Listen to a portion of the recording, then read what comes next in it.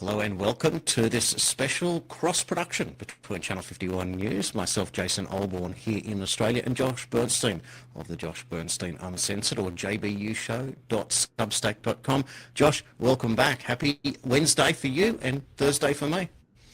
Absolutely, yes. It's great to be back on the program with you. So today is a pretty special day. First and foremost, it's my son's 19th birthday. It's also Happy my birthday. late father's birthday, who would have been 85 if he was alive. And believe it or not, it's the exact 1 year anniversary, October 8th, of Preserving Liberty. And right now there's a special on Amazon. I believe it's $22 for the hard copy, $12.99 for the digital copy. Again, Roger Stone endorsed the book. Alan Dershowitz endorsed the book. It's written by a member of the United States Congress as far as the forward is concerned. And it's a very easy read. And what's going on in America right now and in Washington, I not only forecast it, but I picked a member of the Freedom Caucus as someone to do the forward so that they can then introduce some of the legislative ideas that I created in the book. You can go to Amazon and pick up a copy of it right now. Or if you join my Substack, which is jbushow.substack.com, and you pick the paid amount, which would either be $5 monthly or the best deal on Substack, hands down, only $49 a year. That equates to 18% less, as well as only $4.08 per month. And you will get a free PDF copy of my book, Preserving Liberty, if you become a paid subscriber. But it's wonderful to be back on the program with you. Well, I'll tell you what, Josh, if your deal got any better, you'd be paying your viewers. How does that work? The only thing missing is the gun, the ski mask, and the getaway car, because it is a smoking deal. Well, I'll tell you what, Josh, we've been working together for a couple of years now across different platforms, and I don't know anyone else that puts out a show 7 days a week. Does your family even recognize you? I always say this. I do it 7 days a week because the left never takes a day off from trying to destroy us and destroy the country and do all these horrible things. So I feel in my bones, in my DNA, I can't take a day off from trying to protect America from being, assaulted by the left wing in America and even international for that matter. And so I'm always covering everything. I'm covering every single story you could imagine. Mamdani has ties, his imam in Brooklyn has ties to the 1993 World Trade Center bombing. We now found out that one of the people that was arrested was trying to join ISIS, actually was a big donor to Ilhan Omar's campaign. So these are the things that the media, or the prostitutes, as I like to call them, never cover. And so therefore, I try to cover the things that are not being covered every single day. And I think it's important. I mean, we just found out that there's an AI minister in the country of Albania that's being propped up by Bill Gates and the Tony Blair Institute. These are, again, things that no one's really talking about.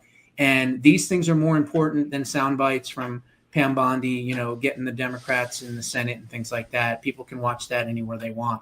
But I always want to go for the meat and for the real stuff out there.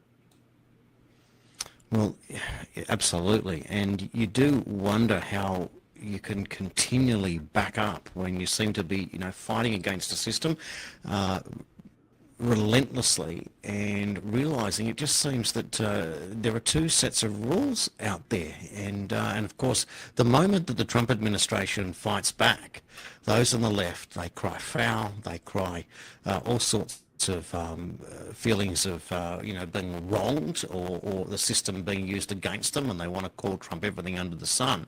And yet it's all about ANTIFA today, and finally there's a hearing in the White House that we'll get onto, and maybe that's the best place to start because it's a big deal. And perhaps what we might do is we're going to run through some of the independent media journalists who spoke there, but let's perhaps start with a snippet here from journalist Brandy Krause. We'll come back after this. Some of us have been covering Antifa for 15 years and have never had anyone in a position of authority even acknowledge their existence. And I'll also tell you that I think that had you not done, the single most powerful thing you've done to deal with this scourge has been acknowledging that Antifa is a real thing. I genuinely believe there would be people at these tables who would be dead today and would have been killed in Portland had you not called them a terror organization and said we're going to bring the full weight of the federal government to bear. Josh, big statement, isn't it? People would be dead today, and just for the failing of even acknowledging it. Was that the great hoax, was to pretend that Antifa was just this organic idea of angry people that got together? And it's been perpetuated to this point, because it seems, as we're going to now establish throughout these clips here, that it's anything but, and that's been the cover story to provide for massive funding that keeps organisations like this going. You don't turn up out of nothing without resources. There's something very different going on there in Portland. Yeah, no question about it. Look, I would say that Antifa is the equivalent to the KKK was back in the day for the Democratic Party. The KKK was basically the attack dog, the attack arm for the Democrats. Well, clearly Antifa has morphed into that same position all these decades later for the Democratic Party, which is why they refuse to even acknowledge them or try to rein them in, because they obviously agree with what they're doing. And, from stealing elections to blowing up police cars to blowing up federal buildings to whacking people over the head with poles or bike locks or chasing people down in the streets, this is who they are. This is why they are now being designated as a terrorist organization, because that's what they are. And thankfully, this roundtable, which I have to say is not only unprecedented, but it's historic. There's never been a situation where you had activists, independent journalists that were embedded in these people on the ground watching the violence, and then was able to come to the White House and not only explain who these people are, but then give the Department of Justice and the FBI director and all these other people exactly who's funding it. The Tides Foundation, George Soros's Open Society Institute, Neville Singham, so many of these others. There was another individual from Sweden. So that's really good, because what it does is it allows the people that actually have the ability to take down these organizations, now they have more and more ammo as these people are sitting there telling them, here's what we witnessed, here's what they're doing, here's how they're doing it, here's where the safe houses are, here's how they're doing this, here's how they're doing that. And now you have a bigger blueprint that you can now give to the Department of Justice, so that it makes their job easier to take down Antifa and the people that are funding it. Well, let's hope that there is action. In the meantime, what we'll do is, and it seems that there's going to be, and we're going to get to that at the end of this series of clips, but I want to play you now Julio Rosas, his particular comments here. Antifa is real. Yeah. It's real. It's a threat. I just saw him last weekend over in Portland while they're causing mayhem over there. And the reason why there's such a big problem is because we have Democrats and a lot of people in the mainstream media refusing to acknowledge that they even exist, right? So how can we as a country begin to address it if we have large swaths of, these people who are supposedly decision makers and people who are supposed to inform, they don't want to say that it exists. Because the common argument is like, well, they're not a real organization because there's no national leadership, they don't have a national headquarters, so how can law enforcement go after a group that doesn't exist like that? Well, law enforcement goes after criminal groups that organize to rob banks or do smash and grabs. They don't have a registered LLC. They don't have official membership cards. They don't have, a business address. But law enforcement still goes after them because they're working as a group. These people don't just show up, randomly at the same time to do the same thing, dressed in a very similar fashion, espousing the same ideology. And they say, well, it's an ideology. It's like, well, yes, it's an ideology because there's people alive, present, that believe in it, and they're acting on it. Well, he's not holding back, and this is very, very promising. And we're going to get into some more clips in a moment. But very, very real, Josh. This is a very different thing. You feel like that your government has gaslighted the people of the United States by pretending, like Biden. Remember in that debate when he said, oh, there's no such thing as Antifa? What was that all about? Yeah, look, like I said, it's their radical, extreme, violent wing. And it's been like that for many, many years, many, many decades. And it's just gotten worse and worse and worse. Look, when you don't punch the bully in the mouth who takes your lunch money, eventually he's going to continue to take your lunch money. And eventually he's going to ask for more than your lunch money. He's going to take something else from you. And he's going to get more emboldened by your inaction.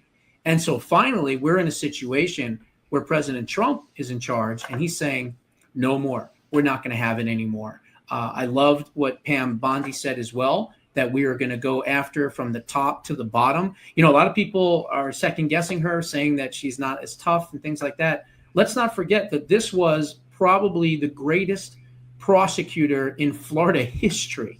Okay. I mean, she put so many bad guys in jail. I just think that it's taking a while because they're being meticulous. You know, I've always said justice doesn't happen, that's right, overnight. It takes time. And so Kash Patel seems to be doing a good job as well. But, you know, one thing that's different is we're not treating them the way they treated us. And I know everyone wants the perp walk at 6 a.m. like they did to Roger Stone, who, by the way, also endorsed my book, and so many others that they grabbed in the middle of the night and things like that and scared their children. We're different from that. And I don't know, maybe there will be some of that, but I don't think so, because I think that this FBI is really just focused on the facts, and they're meticulous. They've got their mouths shut, and they're working on all of these cases. So I still think we're going to have a Christmas indictment coming. That's my guess. Many of them. Well, obviously, this is building up to something. It's not nothing anymore. And the idea of following the money trail, which we're going to get into in a moment when we reveal what Kash Patel said. I just want to interrupt, Josh, some big news here. First of all, it stems from this photograph, which may well become iconic. This is Marco Rubio, obviously whispering into the president's ear. I just want to show you a quick clip here. I think it's pretty exciting stuff for those that are just tuning in right now. Go ahead, this is what happened. Well, they're smart, but they're not smart enough. Oh, my microphone's broken. They're smart, but they're not smart enough. They have been covered by these liberal cities for so many years. And that's why we're all working with Treasury, with all these different departments, to find the criminal conspiracy. Okay. I'm just given. Yeah, I was just given a note by the Secretary of State saying that we're very close to a deal in the Middle East, and they're going to need me pretty quickly. So I will take a couple of more questions.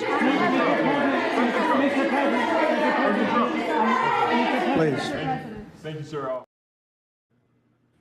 So here is a statement now coming out of the White House from the press secretary. On Friday morning, President Trump will visit Walter Reed Medical Center for a planned meeting and remarks with the troops. While there, President Trump will stop by for his routine yearly checkup. He will then return to the White House. President Trump is considering going to the Middle East. I'll just take that down so we can read what it says there.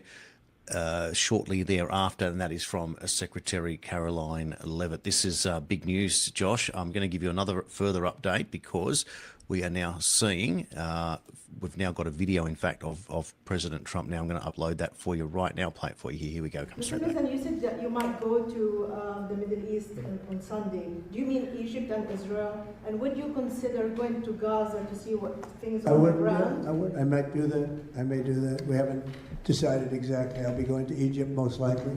That's where everybody is gathered right now, and we appreciate that very much.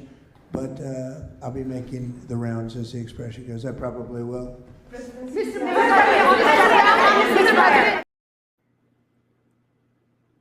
We go, Josh, in potentially one of the biggest stories of the decade, the holding to account of Antifa. We are then seeing an even bigger story with a potential peace deal out of Gaza and Israel, with President Trump saying that as early as Friday, he's expected to fly to Egypt. Josh, this is certainly historic.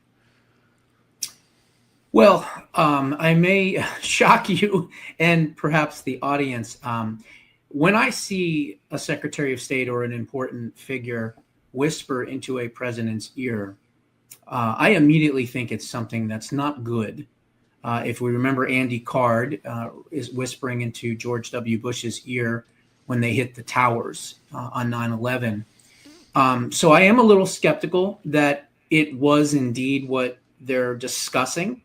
I mean, we know that they shot rockets just yesterday at Israel, Hamas did, to celebrate their savage attack on October 7th. So I don't know. I mean, I'll look at this and we'll see what happens. But at this point right now, when someone interrupts a meeting like that and whispers in their ear, it's typically not good. That's all I'm going to say. And that's certainly fair enough. My perspective, putting on my rose-coloured glasses as usual, I do wonder with the imminent announcement of a deal and deadlines reached that for the political theatre, I say perhaps the president said, Marco, if you get that deal, you interrupt no matter what, because this is more important for international peace. So isn't it funny though? That's a Josh, possibility. Yeah, but that's isn't a it nice possibility though too.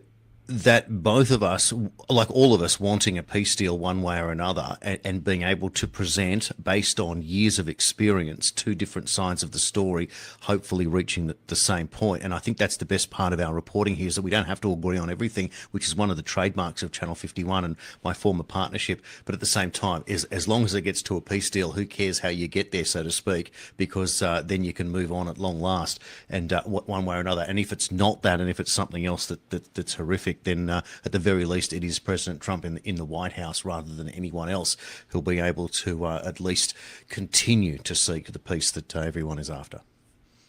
Yeah, I would just think that even if it was a positive message that there was going to be, an imminent peace deal, I think you can still wait until after the press conference is over. Typically, when they interrupt something like that, it's usually for something serious. And again, I'm just going by precedent. I'm going by history. I'm not saying that it's not that, but call me skeptical a little bit. So. Well, you're certainly allowed to be after what we've seen over the last, goodness me, 10 years or so. Extraordinary. Now, let's move on, because I want to continue on our coverage of Antifa. Here is journalist Andy No, who better than anyone would know if Antifa were real or not. This is his experience. And I was assigned to cover the election night demonstrations.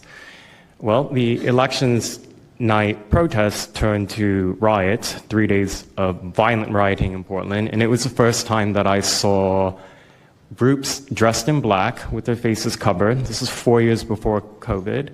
Some of them were waving the black flag of anarchism, some the red flag of Marxism, and within seconds they would ravage one street to another, to another, to another.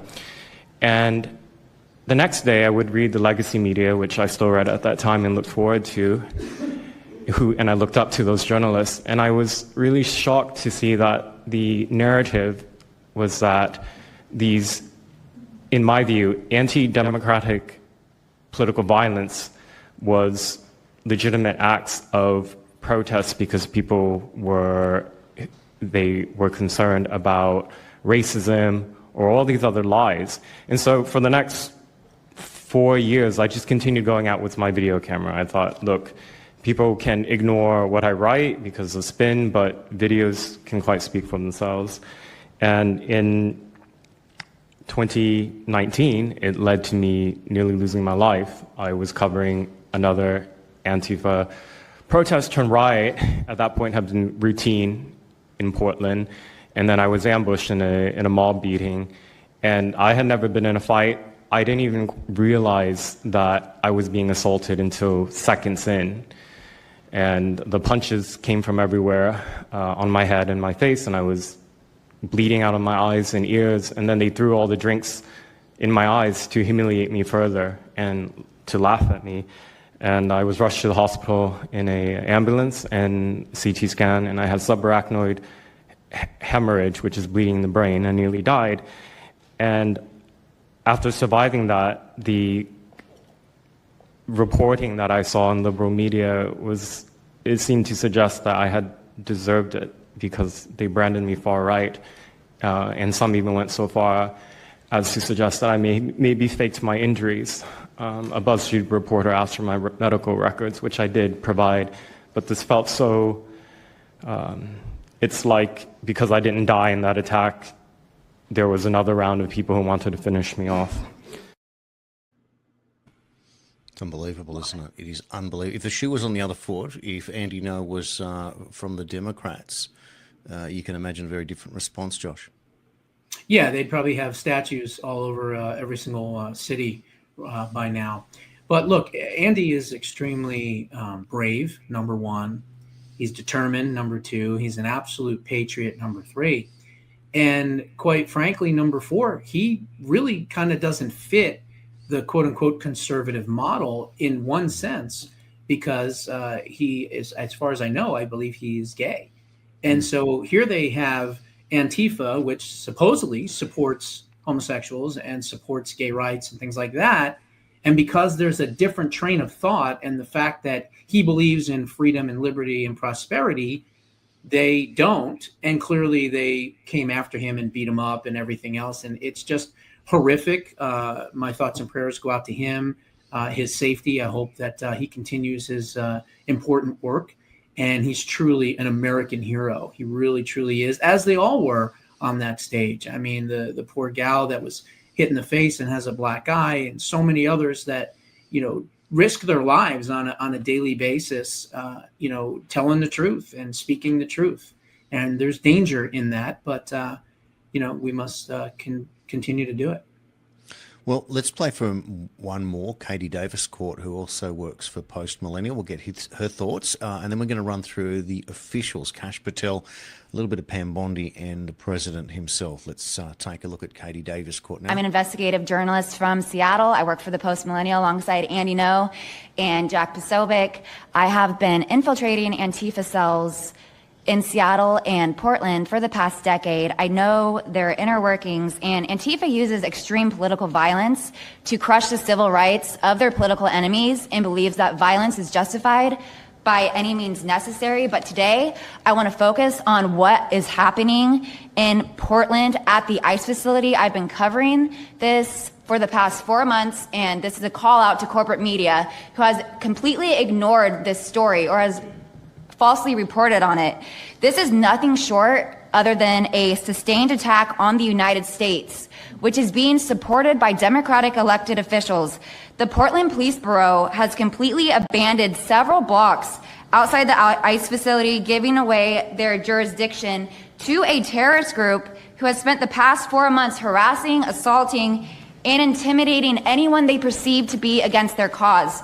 Not only have federal agents been relentlessly assaulted for more than 100 consecutive days, black-clad anarchist militants concealing their identities behind black facial coverings have been assaulting reporters just for trying to cover their crimes. Today, I am sitting here with a black eye and a concussion after being violently hit in the face with a metal pole while reporting outside the ICE facility just this past week. After the attack, I immediately went to three Portland police officers who refused to detain the suspect. I took the time to chase down the suspect in the streets, had her held for 35 minutes. I was waiting for Portland police to come, and they never came. Wow. How does that even work? I'll tell you how it works. Kotek, the governor, the mayor, as well, and the chief of police are all in on it. They are telling these officers to stand down. They're basically all leftists, obviously. I mean, we just saw Kotek marching, in an Antifa rally, basically, the other day. So they're part of the problem. And honestly, I would like to see the Department of Justice and the FBI arrest the governor, arrest the mayor, arrest the chief of police for not only just dereliction of duty, but incitement to violence. They're allowing this violence to continue. That is a felony. The three of them should be arrested and they should be indicted. And, when you don't have the chief of police and you don't have the police protecting the people, then what is their purpose other than to protect and serve? And they're not protecting and they're not serving. So why are they there? Are they part of the problem? Absolutely they are. They're no different than Antifa as far as I'm concerned. If you're going to sit there and allow these anarchists, these radical extremists, Marxists, whatever you want to call them, to sit there and cause this type of violence and hit people and kill people and blow things up, and your job as a police officer is to defend the public, and you refuse to do that, then you are no different and you are no better than Antifa. You should be arrested and indicted as well. Well said. Well, let's hear now from FBI Director Kash Patel. Mr. President, the American people gave you a sweeping mandate in your victory in this election cycle, and they demanded safety and security for our citizens. And your administration, with your leadership, has provided us with the resources that we need, which is a whole of government approach to go after criminals absolutely everywhere, not just outside of this country, but within this country. And that takes a whole of government approach. The interagency seated up here with the Department of Homeland Security, our Attorney General, our Deputy Attorney General, and your White House staffers, and including Stephen Miller's leadership, has allowed us to go out there and map out these networks. What we are doing at the FBI is simple. It does not require rocket science. We are following the money. Money never lies. And that's what it's going to take to bring down this network of organized criminal thugs, gangbangers, and yes, domestic terrorists, because that's what they are. They are harming everyday citizens in every single one of our communities. And the folks you see here on the right and left, they're some of the bravest men and women we have today. They're reporting the stories live time because the mainstream media won't cover it. They're putting their lives on the line. They're standing up for the flag. The least we can do is stand up for them. So you have my thanks. I read more of your stories than I do theirs because you guys are putting out the truth. And we deserve a country where you are protected as equally as they are. We, in this FBI, will go after with the criminals with a vengeance. We will not rest until we find every single seed, money, donor, organization, and funding mechanism that we have. And I want to echo the Secretary's comments on Scott Bessent, who's allowing us to map out these networks through their financial criminal activities, which has been going on for decades. And I would like to remind the American public, they built this disease temple of corruption over decades. And in 8 short months, Mr. President, you have crippled their foundation because of your leadership here, because of the interagency, because of people like Deputy Attorney General Blanche, and because of Attorney General Pam Bondi's fearless leadership to go after criminals wherever they are. They will not be able to hide. They were able to hide and conspire with prior administrations, and we are exposing their corruption from within. And we will go to every single city in this country under Operation Summer Heat and the other operations we are doing at the FBI to bring these criminals to justice. We will arrest every single one of them from whatever perch you sit in, private or public, no matter how your goal or your ambition is. It will be crushed by the Constitution because the American people deserve law and order, and that's what we're going to give you. Amen. Not much you can add to that. I love Kash. I think he's a phenomenal choice as FBI director. He wrote the book, Government Gangsters. I mean, he knows if there's anybody as an FBI director that knows everything about the deep state and about how these criminals operated, it was clearly him.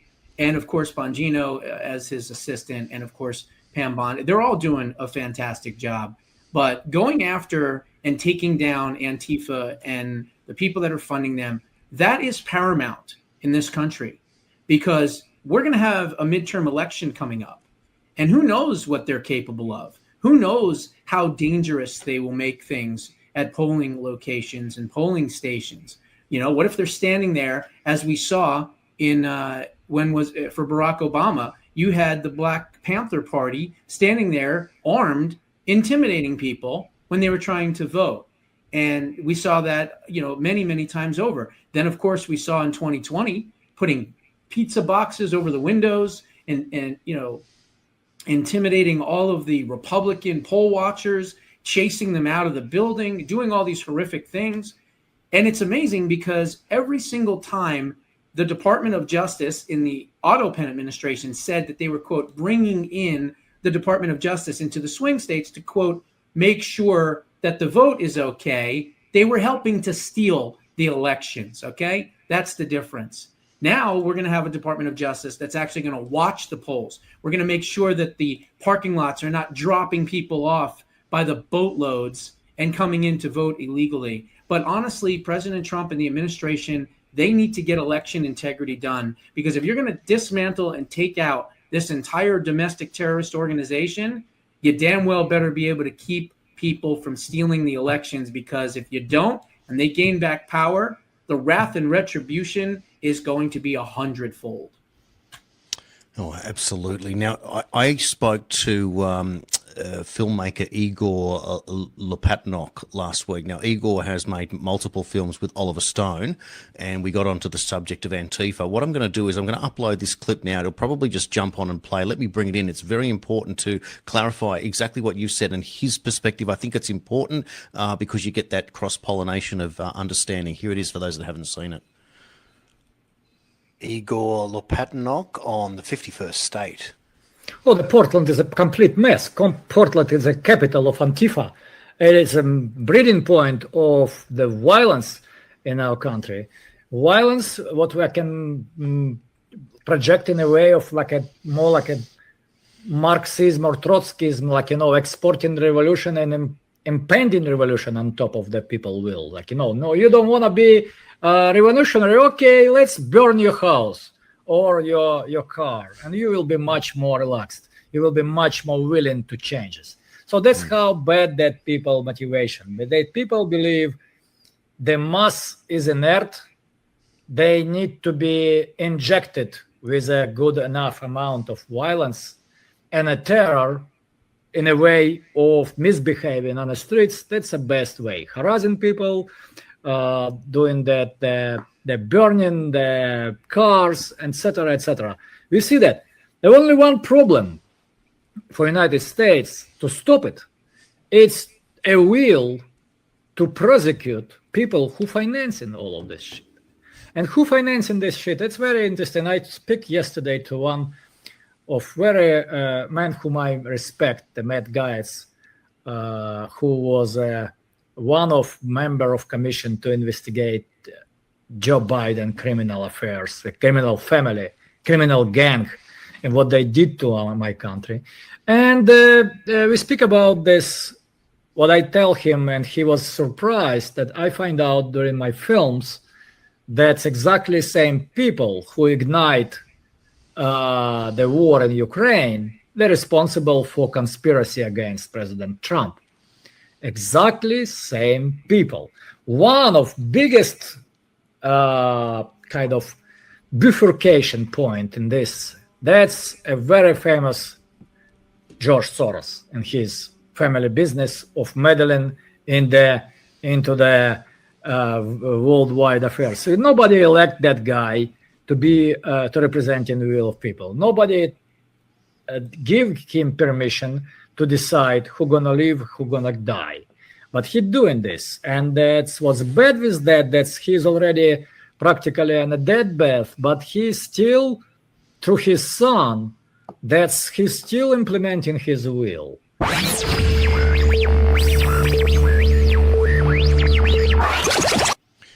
So I bring that up, Josh, because he points to what you just said, the Black Panthers, but the intimidation process, this is the terrorism within.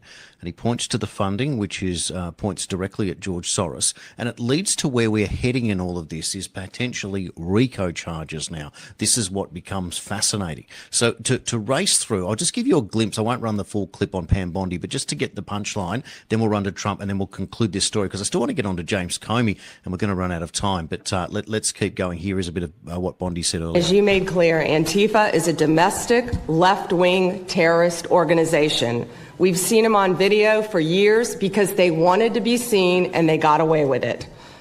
They beat journalists, they attack courthouses, they attack police stations, they dox and assault our law enforcement officers.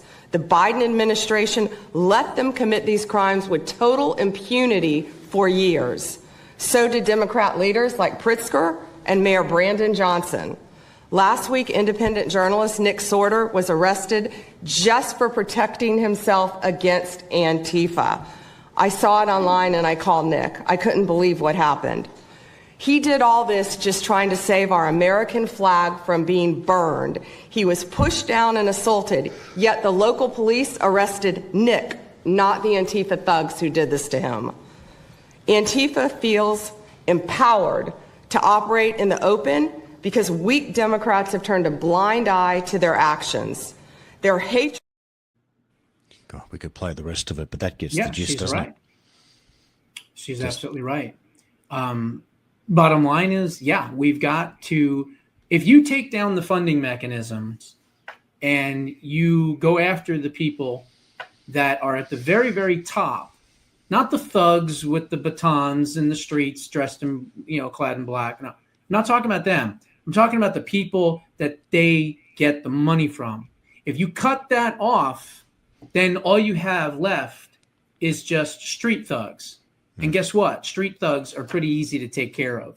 It's the funding at the top. It's the organizing, the strategizing, the planning, the meticulous going around to different cities and setting up different chapters. That's what needs to be attacked first and foremost, because if you wipe that out, now these people are going to be in jail. They're going to be spending money on lawyers and everything else. They're not going to have the extra cash to put into these left-wing causes.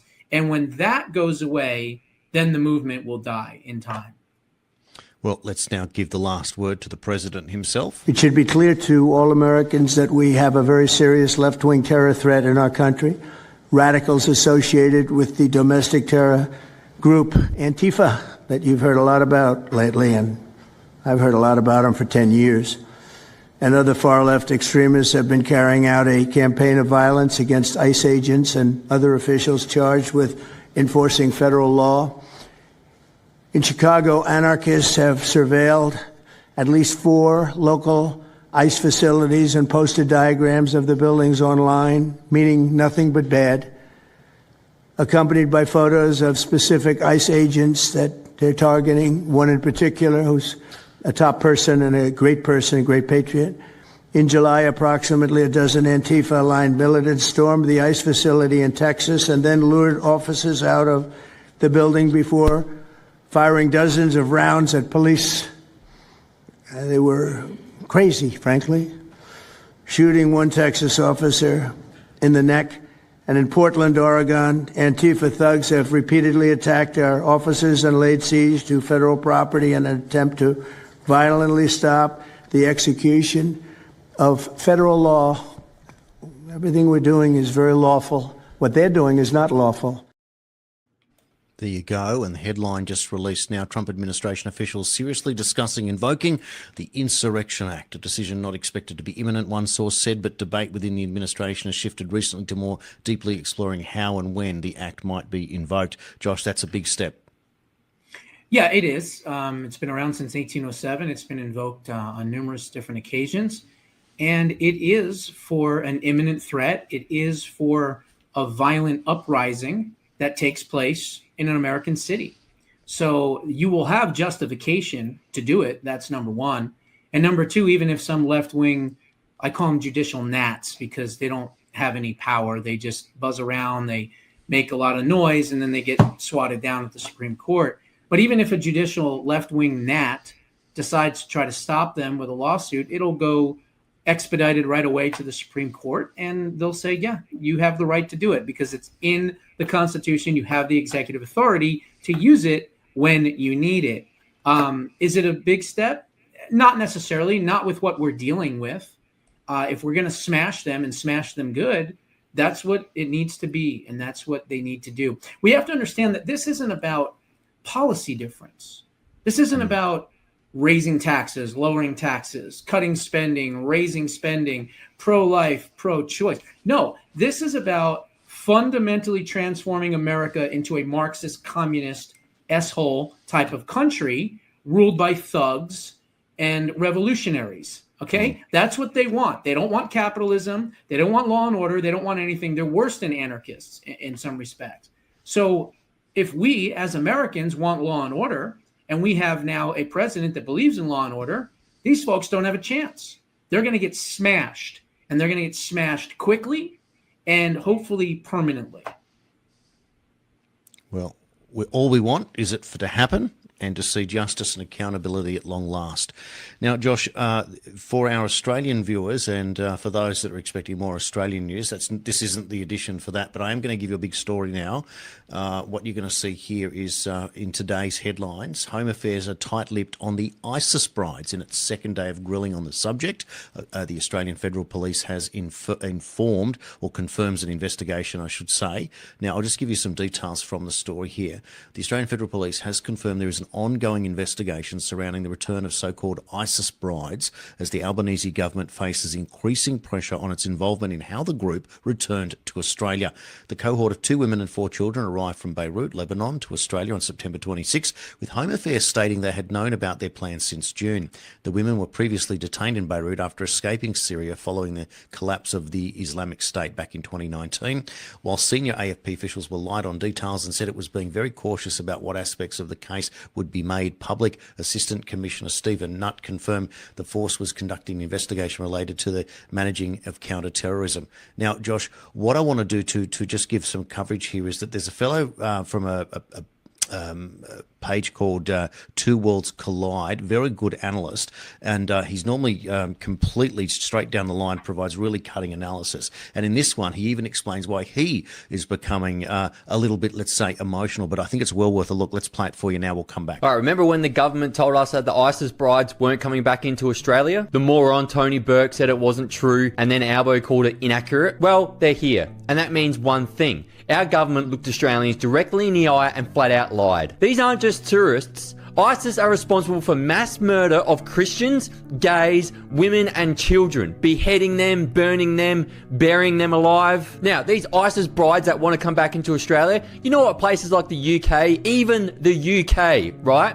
Denmark and Belgium did to their passports? Well, they chopped them up, revoked them, didn't let them back into their country to keep their citizens safe. Our government, well, they just reissued them and helped them to get back into the country. Ask yourself why. Why would they do that? Now, I try to keep my measure when I'm doing these reels, but not today, because this isn't politics, this is a flat-out betrayal of our nation. You don't promise one thing to the country and then secretly do the opposite. That's not leadership, that's deception. And if our government can lie to our face about this, what else are they lying to us about? Energy, housing, the economy, debt, immigration. And when words stop matching action, then democracy doesn't just fade, it starts to fracture. And maybe they want a fractured democracy.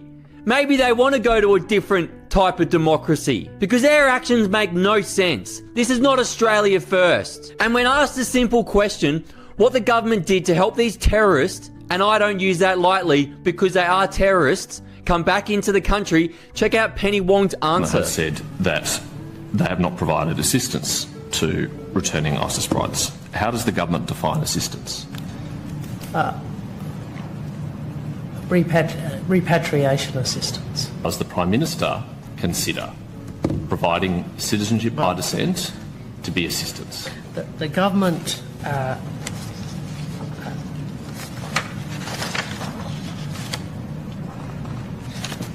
So it is not assisting someone to return to Australia to provide them with the documents they need to enter Australia?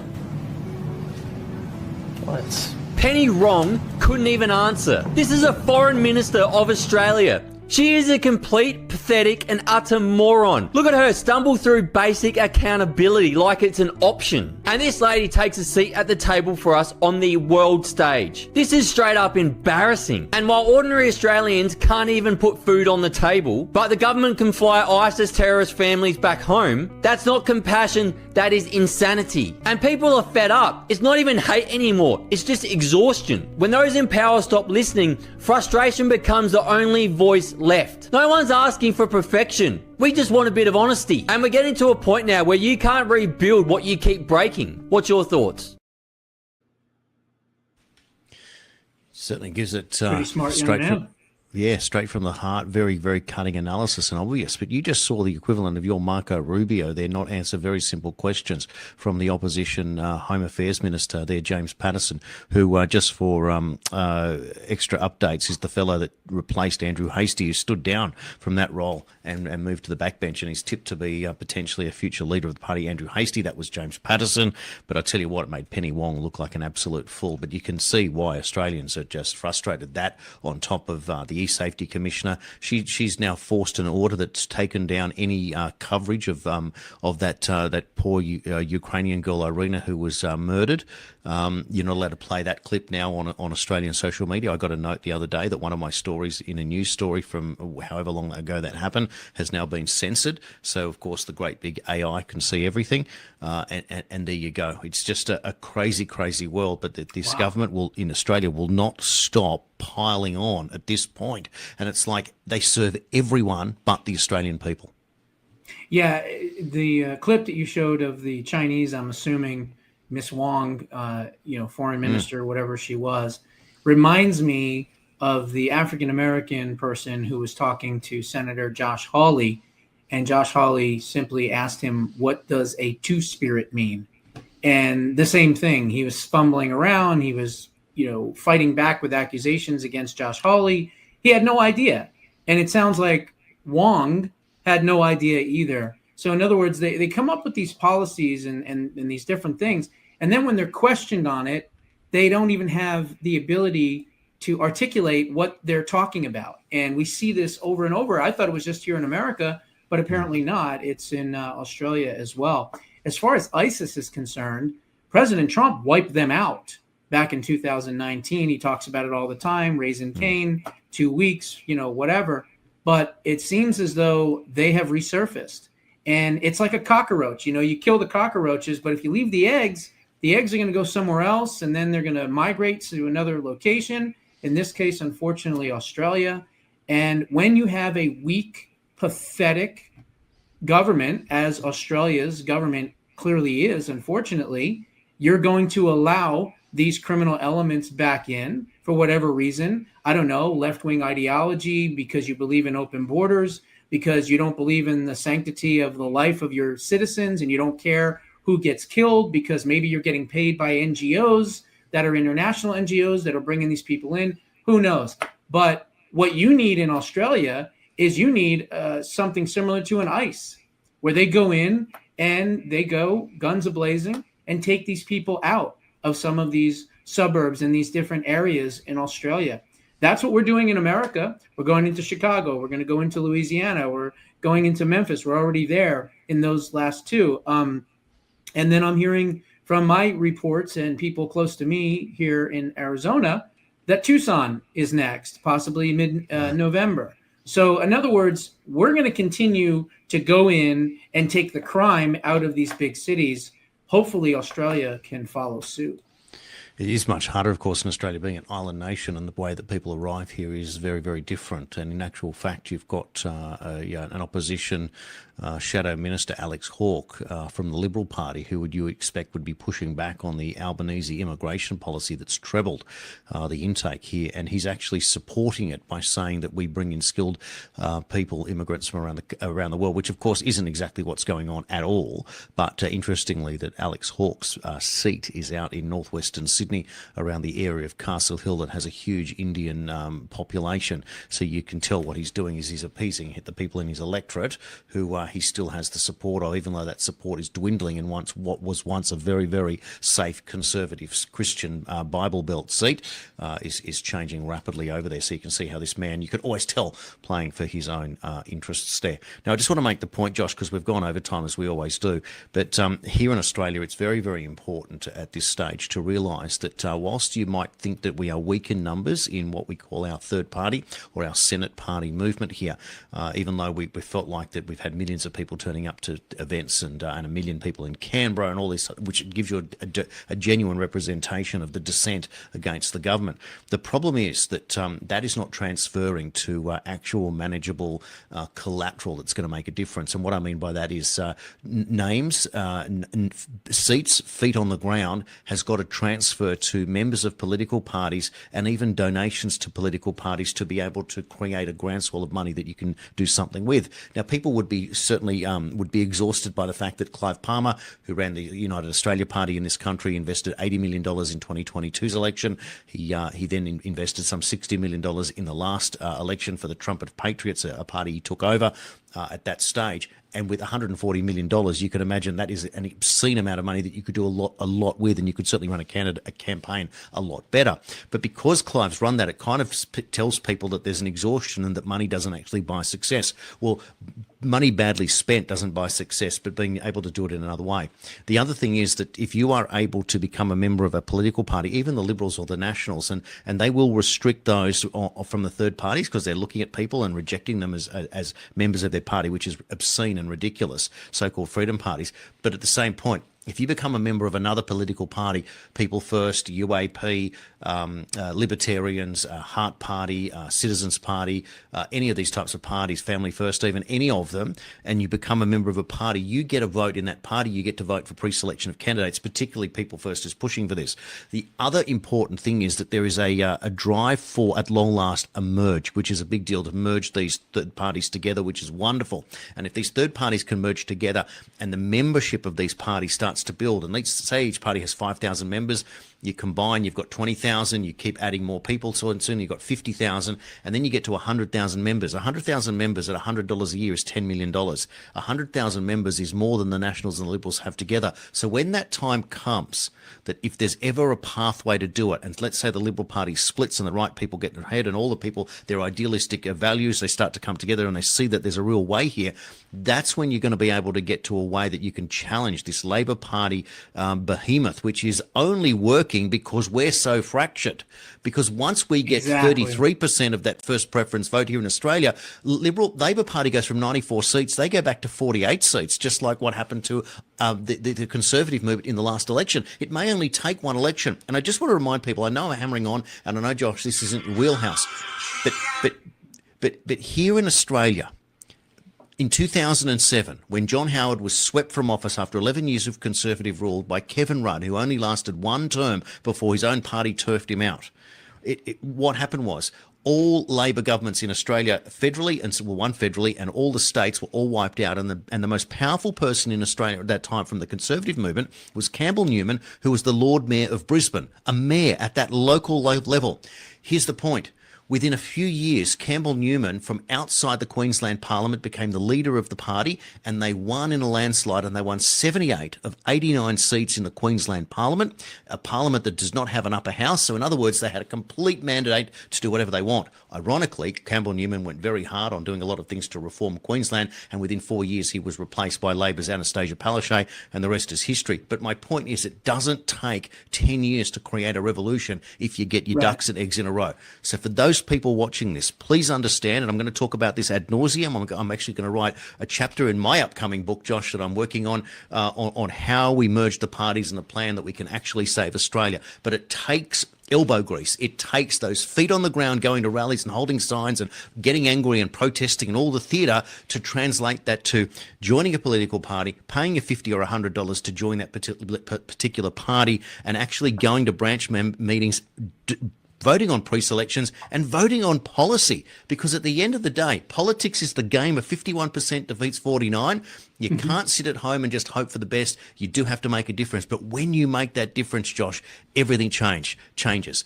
I'll give you the last word, then I want to do a quick promo of something I've got coming up, and we will conclude today's extended show once again. Well, look, I think first and foremost, what you're doing essentially, and again, not to plug, is you're preserving liberty.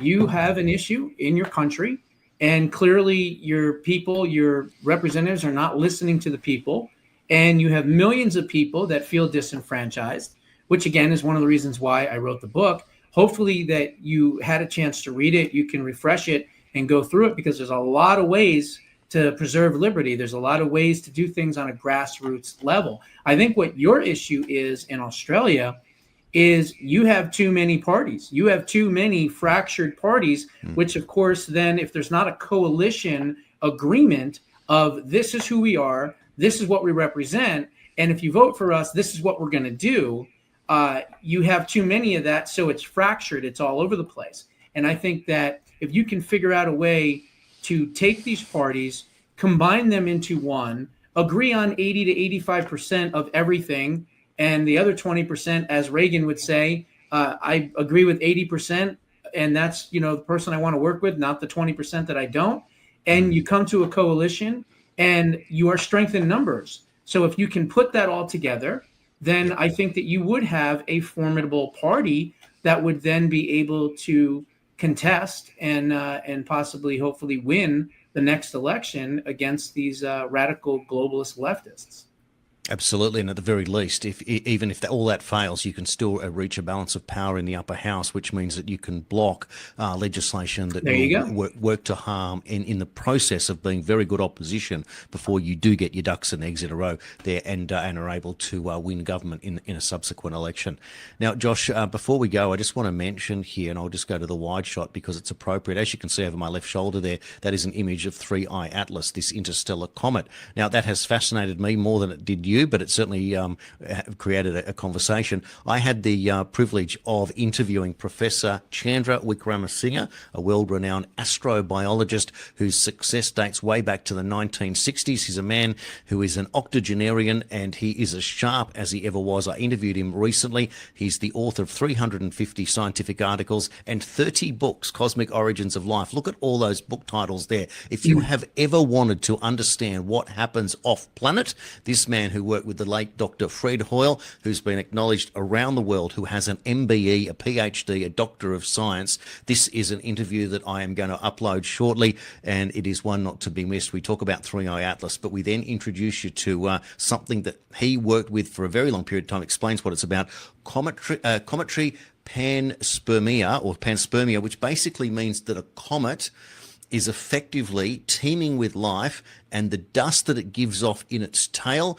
eventually permeates the planets around those where it passes, because it passes through the vacuum of space, landing in our atmosphere, and therefore creates a way of introducing microbiology, intergalactic microbiology in this case, otherwise local in terms of solar system for the average comet, and then creates new life, alien life here on Earth. And this is a theory that's become a lot more than that, and I want you to check it out, because effectively, through the credentialism of this man, more accomplished than anyone else, we have an official channel now to legitimately argue for the politics of off-Earth exopolitics, what it means and what it actually does, and therefore, if there is life on these comets, and whichever way that's affecting us or becoming part of us here on Earth, there is an intergalactic community, well short of the idea of space aliens arriving in spaceships, and that could well be what 3I Atlas is, but this is the point. This is the point of what is going on. It is absolutely extraordinary, and it is something for those of us that are looking for something else. You'll really, really enjoy. I'll upload that shortly. In the meantime, I've got, before we go, Josh, one more breaking news. I'm just going to upload it to you now. It is a statement from the President of the United States. I'll bring it up for you right now. Talk about being in the moment with this recording today for our followers on both the channels, jbushow.substack.com and Channel 51. Here he is, President of the United States. I'm very proud to announce that Israel and Hamas have both signed off on the first phase of our peace plan. This means that all of the hostages will be released very soon, and Israel will withdraw their troops to an agreed upon line as the first steps towards a strong, durable and everlasting peace. All parties will be treated fairly. This is a great day for the Arab and Muslim world, Israel, all surrounding nations, and the US, and we thank the mediators Qatar, Egypt, Turkey, who worked with us to make this historic and unprecedented events happen. Blessed are the peacemakers, Donald J. Trump. How about that on the day that James Comey is arraigned, Josh? Very interesting. I'd like to see more of the details of exactly what this plan entails, and if it was, I guess, done on the right terms, if you will. So we'll have to see. Absolutely. Well, I'll tell you what, talk about a not a slow news day. I think we've covered a whole lot of ground. I hope you enjoy it. And if you do see it, if there's a way to share, acknowledge, like, comment, all of the above, it certainly helps break those algorithms wherever you're going to see this news show. And please check out Josh's site, as I promoted throughout the show, and definitely check out the book. I tell you what, put it away for Christmas. It is a gift for anyone and everyone, something different. And you can say, you knew Josh when. How about that? Thanks, Josh, for your time today. Sounds good. See you all on the next show.